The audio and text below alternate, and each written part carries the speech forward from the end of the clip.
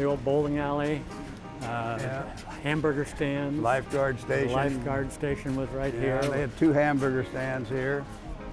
Say hello to Terry Curran and Phil Prather, a couple of guys who wrote the book on Mission Beach. I mean, they go back to the days when this was a little community that had its own identity. Just a big neighborhood, really, is what it was. This is where we grew up.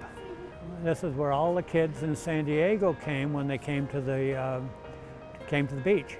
These are photographs from longtime Mission Beach residents and from the San Diego History Center's archives. Take a look.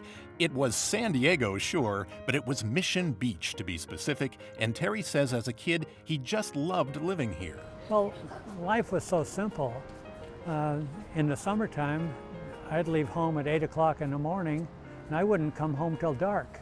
Go way back from the very beginning, it seemed like there was a particular quality to this place, something special, something unique.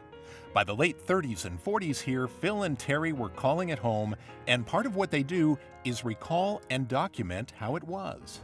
You remember the Safeway was right here, and they'd stack watermelons in the summer, and somehow or another, the kids would walk by and kick a watermelon, and it would roll out onto the sidewalk, and somebody else would be right there to scoop it up.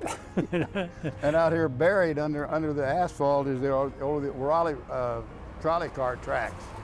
Now you get to talking with these guys about Mission Beach, and you quickly learn how at times and in spots, this place has flooded, of course. Rains, high tides, and one particularly bad storm in the 1920s when there was just a wooden boardwalk. The surf tore up houses along the beach. It was a mess.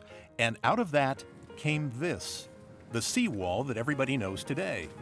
Well, in trying to learn more about the seawall, Phil and Terry came across a piece of home movie film shot by Dr. and Mrs. Raymond Penwarden in 1927 and 28. And what this is the Mission Beach seawall being built. They built the piles for the retaining wall, they mixed the concrete, cut all the steel.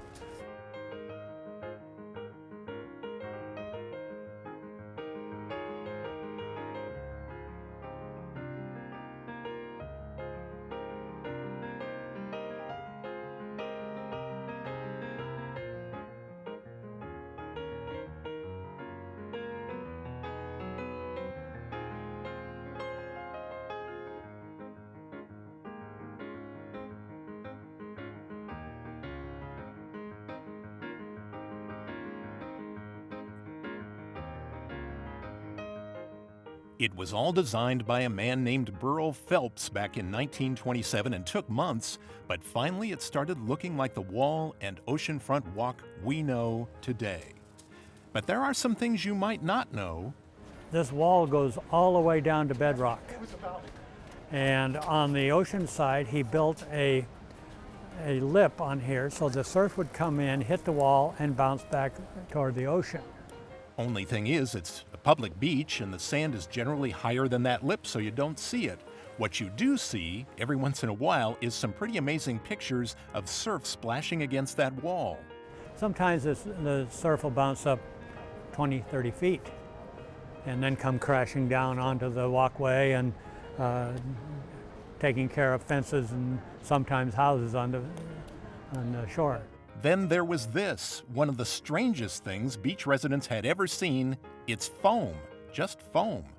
I do recall, it was probably in 1939, after the big storm, where the wind blew the foam off of the ocean and covered the entire beach, where we could go down the steps into this foam, and it was over our heads, and we would walk through this, and it was one of those things kids love to do.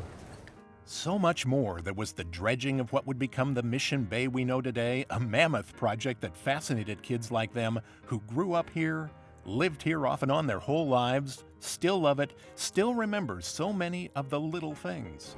Right here on the next corner was a drugstore with a soda fountain. Whatever you needed, it was here.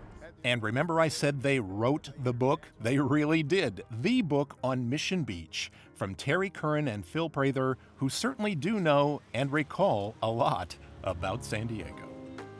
Hello from the front porch. If you enjoyed that video, click on the subscribe button, and then that way you'll know when there are new videos just like that one to see.